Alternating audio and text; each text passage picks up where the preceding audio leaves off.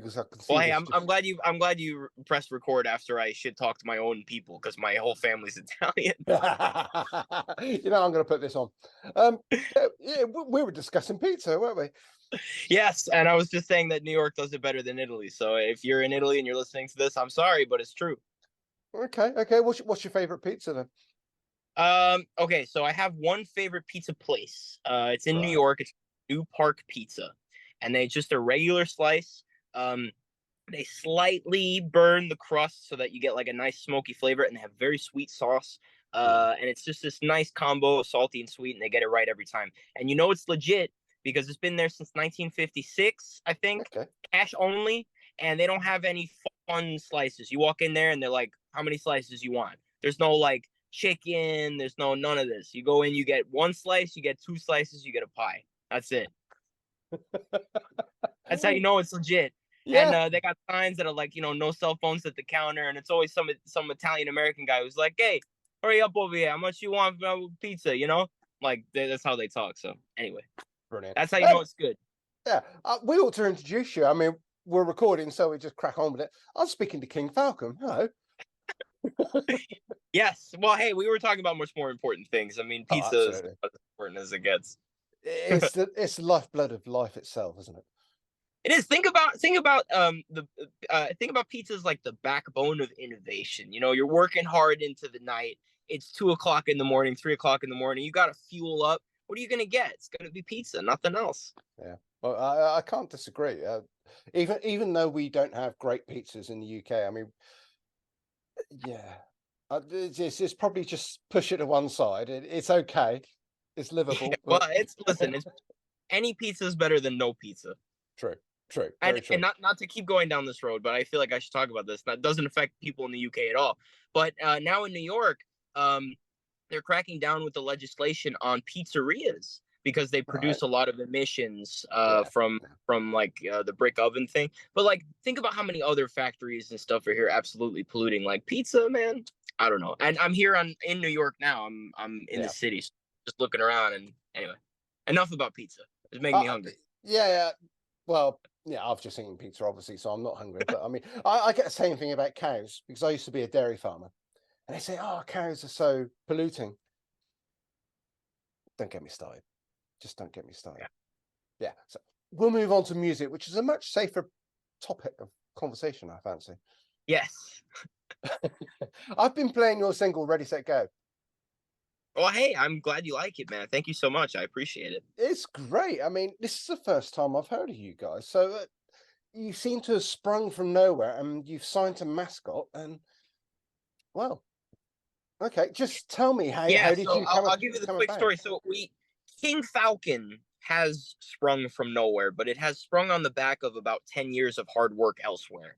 Yeah. So if you just look at King Falcon, um, we got a record deal and we recorded our whole first album before playing our first gig, which is Okay. like unheard of. It's crazy. But when you look into the reason, it's because of COVID, right? Hmm. So before King Falcon, James and I were in a band called the Inoculated Canaries, which is the worst possible band name you could ever have. I'm gonna But look that up in a minute. But yeah. yeah, it's the worst band name ever. But the music was cool. And so the thing about that name, not to get too sidetracked, was it was so weird that Hmm. it became recognizable. So we had a bit of a following, man. Like I remember we played a gig in New Jersey one time, and I didn't think it was going to be anything. 400 people showed up, and they all knew the songs. I was like, "What, man? You guys really know the stuff?" So they knew the stuff. But obviously the name was Preventive, and it was kind of a more jammy kind of project. Like, the songs were a little bit more loosey goosey. It wasn't necessarily about the hook. It was more about us as musicians. Musicians. So an A&R guy heard us, Yeah. and he was like, "You guys sound really great. We got to change two things." He's like, "Number one, the name sucks." He was right. And number two, he said it exactly in these words. He's like, "You got to add more beeps and boops to the music." That's what he said. This is the Okay. A&R guy speak. Yeah. This is Yeah. real official stuff here. What I think he meant by that, or what I read that as, is you need a little bit more production. You need some more hooks, man. That's what I read it as. So Hmm. we started King Falcon, James and I, kind of from scratch. We recorded Shake, Shake, Shake to kind of get a feel for what it should sound like. And also When the Party's Over, which is the song that got us the record deal, by the way. And if you watch the music video, we recorded in New York in the middle of COVID. So nobody on the streets. It was the only time that you could ever get that footage. But yeah, so it was COVID, so they're running into gigs to play. And at some point we realized we needed a third guy, and we couldn't find a bass player. So James said, "Well, whatever, I'll play bass." We got a drummer. That was Tom, a guy that we've known for a long time, and now here we are as King Falcon. But again, that was built upon 10 years of gigging with the Canaries, where we're out like every weekend doing shows, and we're doing all this hustling, and we got a whole lot of plays on Spotify. King Falcon came from nowhere, yes, but all of the guys in the band came from doing this kind of full time before. It's just that King Falcon was a clean slate where we could do things kind of the right way from the beginning and make it exactly how we want. Because again, I'm 24 years old. I started the Inoculated Canaries when I was 13. That's why the name sucks, because when you're 13, like nothing you pick is good, Right. Yeah. So it's been my whole life of doing this. And now King Falcon is everything that I have learned, taken and thrown into this. Brilliant. Absolutely brilliant. So what have you got out there that people can listen to at the moment? Sure. So I'm assuming this is airing pretty soon. It depends on the air date, because we do have a couple of new singles coming out. I can tell you the names of them. So singles coming out, we have one called Rabbit, and then we have one called Everybody's Down, which we're saving for a little bit later, because in my personal opinion, I think that's going to be the big one, but I don't want to, I don't want to speculate like that. Okay. So we've got Cadillac out now. We've got Ready, Set, Go. We've got When the Party's Over, Shake, Shake, Shake. So yeah, Spotify, Apple Music, Amazon, YouTube Music, anywhere that you listen to music will be there. That's my little plug, and that's all I'll say. Okay. So where has your inspiration for your music come from? I mean, how would you describe your sound at the moment? Sure. So it's funny, the way I would describe the sound and my inspirations are kind of two very different things. So the way I would describe the sound is definitely in the neighborhood of like Black Keys, Cage the Elephant, like The Strokes, kind of somewhere in that neighborhood, but its own thing, because I never listened to any of those bands. Personally, no. Okay. My personal music taste, it's Steely Dan, it's like Floyd, obviously Zeppelin, like the old stuff. I like Tame Impala. That's kind of like one of the only new bands I like, but I like all the stuff that people consider dad rock. And it's funny because every time I talk about this in interviews, all like the publicists and the PR people are like, "No, you're not supposed to say that. You like bands that like you sound like." No, I don't. Like, I like Diana Ross, man. Like, I like all this weird stuff. I got into rap a whole lot recently. I've been listening to like Boom and stuff. So I actually don't really listen to any of the bands that I think we would kind of be in line with, and that works because I think that makes it so our music is not derivative. So, all reggae kind of sounds like reggae in the same way that indie rock all has a sound that indie rock is. And I think that while we're in the neighborhood of those other bands, my influences and my inspirations come from somewhere completely different. And I think if you are a music fan, you'll hear that. Like the guitar playing is a lot more Larry Carlton than Jack White. So yeah, I'd say that. Yeah. Okay, so you're actually taking a fresh approach to the music you're producing yourself, because you're almost coming in untainted. Would that be fair to say? Yeah, I mean that's kind of how I feel. I feel like we're not doing an imitation of another band, and that's worked for us and against us, because if you kind of imitate another band, Greta Van Fleet, it's very easy for you to find an audience and to find a place for your music. But if you don't, well, there's a hard time kind of placing you. Like, are we a little bit more of a blues guitar band, sometimes, or are we a little bit more of like an indie band? Like, we're a little bit harder than an indie band, but we're a little bit softer than an active rock band. So we kind of exist in our own little niche here. Yeah. Okay. So what is happening in the King Falcon camp at the moment then? What have you said you've got a couple more singles coming out. I believe you've got an album recorded, and So the album is done. It's already recorded. The release date for that, I don't know if I'm supposed to say this yet, but I think it's October 28th. I don't know if Okay, that's public. nobody listens to this, so you can say it as much as you like. So Yes. Well, hey, October October the 28th, and 28th. then Yeah, brilliant. well, if nobody listens, let's I'll just do my social security number too, and like all that Oh, other stuff. brilliant. Yeah, hang on. Just let me write it down. No. So yeah, October 28th is when the album comes out, and we've got a bunch of gigs coming up. Unfortunately, nothing across the pond. I would love to come. I know. I would love to come there because I want to have like a proper fish and chips and like a pint, and just like yeah, just be like a proper Brit for a day, But unfortunately, no. But probably next year. But something really cool is that next week we'll be opening for Des Rocks, if you've heard of him. Yeah. So we've got 2 shows, Tuesday and Thursday with him next week, and those are going to be really killer. I'm excited about that. And then we have our own headlining tour kind of across the US first 2 weeks of August. So it's rolling. We've got another tour in November, working on one for February. So I'm going to be on the road, baby. Excellent. What's I suppose what's touring like in the US? I mean, I know what it's like in the UK. Bands that we talk about, bands like yourselves and whatever, sometimes they can struggle to draw a good crowd. Sure. But other times they can pack a place out and you just think, why? What's so different to a normal Saturday night? But I mean, what's it like in the US these days? It depends. So I will say that going across the U.S. is very different than New York. So the thing about being in New York is that you're competing with major acts. If somebody's going to spend a Friday night out, are they going to go see you, or are they going to go see the Red Hot Chili Peppers at Madison Square Garden? Probably not going to go see you.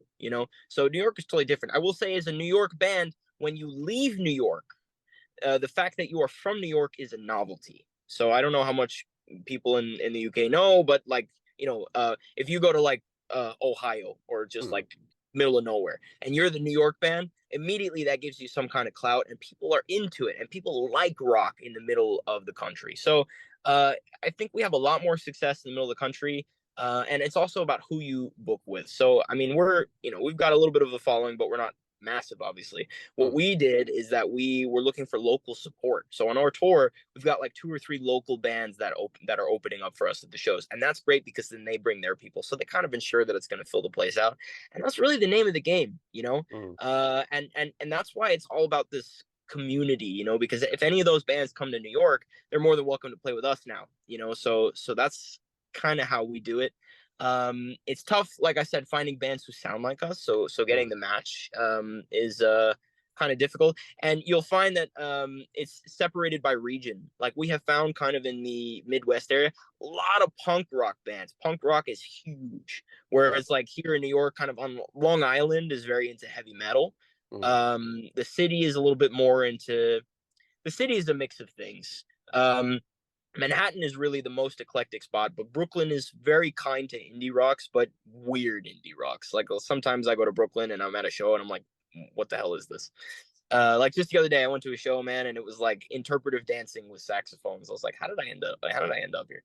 That sounds amazing.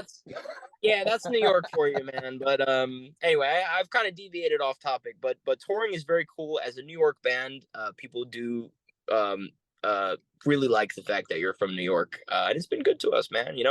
But hey, it is it's an unfriendly road out there sometimes, so you want to make sure you lock your doors tight and park the van real close to the wall so nobody can break your window and steal your gear. So there's always that. That happens in this country, I'm afraid. So yeah. Okay, so album touring, you'd like to come to the UK. What else is there? What are the levels you want to get to? I mean, what are your aspirations? What are your dreams? That's a good question, man. I guess look, I just guess for somebody to give a shit about this thing that we're doing here, man, that's really what it's all about. For somebody to really be motivated by the music, that's what it's all about. Because once it becomes about making money, then you've kind of lost your soul, and that's not what it's about. It's about that, and it's about this is the only thing that I can do, man. You know, like some people have their calling in life, you know, and and some people are jack of all trades. I couldn't imagine myself doing anything other than playing guitar. You know, Right. that's the only thing I got. You know, I don't think I'm completely unemployable in any other way. So, if I can continue to do this in a way that will support me for the rest of my life, that is the only thing that I ask. So, Okay. that, and I want to play Madison Square Garden, of course, but It's got to be done. yeah, just those two things. I think it's not a whole lot to ask for. No, listen, if we're getting really crazy, what I would like to do is remake the Pink Floyd live at Pompeii video, but like King Falcon at Pompeii. You know, just have that kind of budget. But I think we're quite a ways off from that. 1 or 2 years, maybe 1 or 2 years. Yeah, one or 2 years. I mean, you say Madison Square Garden playing. I mean, this guy Dio, I'm a big fan. It was one of his goals, and I think he didn't get there in his own right until what was it, Sacred Heart album, something like that. Yeah, yeah, yeah. So it is a good dream to have. I mean, he got there, and he's thankful for it. And yeah, okay. I mean, you mentioned guitars just now as well. I'm actually interested in your sound a little bit because it's quite different to what I'm used to. So, what are you using? Is it just a box standard guitar? Oh man. What are you Well, using? I wish I wasn't in the car so you could see. So I have far more guitars than any one individual should really have. Right. I have way too many. I have trimmed down the collection from about 60 to about 45. So I've gotten rid of a lot of guitars. Yeah. But every guitar that you're hearing on the King Falcon record, it's all vintage stuff. Right. So I used 3 amps. We had a Tweed Deluxe, we had a Princeton reverb, and a Silverface Deluxe reverb. That's my favorite amp. The majority of the guitar tones were from a 1955 Les Paul Gold Top with P90s. Right. Um, Most of the rhythm stuff was a 57 Strat, occasionally 62 Jaguar, and like mid 60s ES guitars as well. But yeah, I have far too many guitars, and that's probably my other. Well, it's all kind of tied together. You know what I mean? Yeah. But yeah, so way too many guitars. Well, is there one? I mean, are you a guitar player yourself? No, these fingers, no. I love a Telecaster. I love the What kind? Telecaster sound. Just a vintage Telecaster. Richie Kotzen actually, is probably one of my favorite guitarists, and he's got this like beautiful wood stain with gold trimmings and whatever. I don't know the ins and out of it, but I just love that sound. I don't Sure, know sure. why.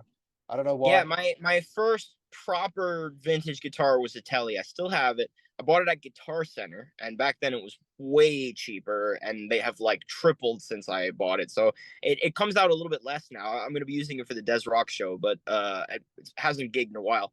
It's from the late '60s. It's been refretted, but that guitar has been with me for probably 10 almost 12 years now, so Really? it's been quite some time. And when you have a guitar for that long, it's kind of interesting because you start to notice like even like when you buy an old guitar, there's paint nicks and stuff, but when Mm. you own a guitar for a long time, you start to notice that you have actually worn the paint off yourself. Like I have pictures of myself with that guitar from 10 years ago, and it looked a whole lot more white, and now like the whole back of it's got like no paint on it, and I always play with my thumb over the top of the neck, so where my thumb is, there's like no paint on the neck, and it's kind of cool because it just reminds you of how much time you spend practicing. Is that your favorite then, or is That one might be my favorite, or it might also be the gold top as well, but I yeah? do have one that is a little bit more sentimental. So I have a 57 Strat that was repainted. Mm. And kind of a long story short with that guitar, I saw it for the first time after a gig. It was my first gig that I ever played with James. Back then it was with the Canaries. James was playing drums. I must have been, I don't know, 12, 13 years old. Um, and I couldn't afford it. And it was owned by an old guy. So I kind of forgot about the guitar. 10 years or so went by, and I figured there's no way that guy is still alive, but I would love to have that guitar. So I called him, and he's like, number one, obviously, yes, he was still alive, but number two, he had moved and he only lived about a quarter mile away from my house. So I literally No walked over way. and I chatted with him for a little while, and I bought the guitar now as like an adult. And then about a week or two later, my grandfather saw it and he recognized the guitar, and the guy who owned the guitar, he used to be in a band with back in Italy in the 60s. Wow. So kind of crazy that that guitar kind of came all the way back. Sad end of the story. About 2 weeks after I bought it, the guy who sold it to me died, and it was on the morning of the very first King Falcon show. No. So crazy, That's man. crazy, but yeah. Yeah, So that's got some sentimental value. I can see that. Yes. yes, that one That I've is had a a lot story. of had a lot of offers for people who want to buy that guitar because it's such an incredible guitar, but like I Yeah. will never sell it. No. No. Okay. So let's get back to King Falcon itself. Where can people look at your website or buy merch or order stuff? Sure. So I mean, kingfalconband.com, obviously, pretty straightforward. Hmm. But I think the best way to connect with us is probably Instagram, because if you send us a DM on Instagram, it will be me or Tom that answers. Okay. Like how novel is that, right? You just like message a band and just like one of the guys in the band answers. That's small business for you. That's what that is. Yeah, but yeah. I mean, we've got all the major social medias. We even have Facebook for anybody who's for all the geriatrics that follow us. I think I Not messaged you shaming the on Facebook Facebook earlier. users. Yeah. Thanks. Yeah, like my grandpa's on Facebook, man. Come on. Yeah, yeah. You'll be on Threads next as well. Won't Yeah, we're next in print. you? Okay. Album is due out on the 28th of October. Not that we're supposed to be saying that. But the next single, when's that ready to drop? That's a good question. As far as I'm awful with release dates. I think it is the 30th of next month, but I'm not sure. Yeah. That sounds like a Friday. Yeah, I think it is the 30th of next month. Yeah. Okay, that's great. Well, we can still hear Ready Set Go now on my radio shows and other good dodgy radio shows as well. Yes, plenty of dodgy radio shows. And thank you for your time. I will obviously not hold you up from your pizza for very Oh much no, that's all longer. right. Thank you so much for having me, man. That's okay. Take care. King Falcon. Take care.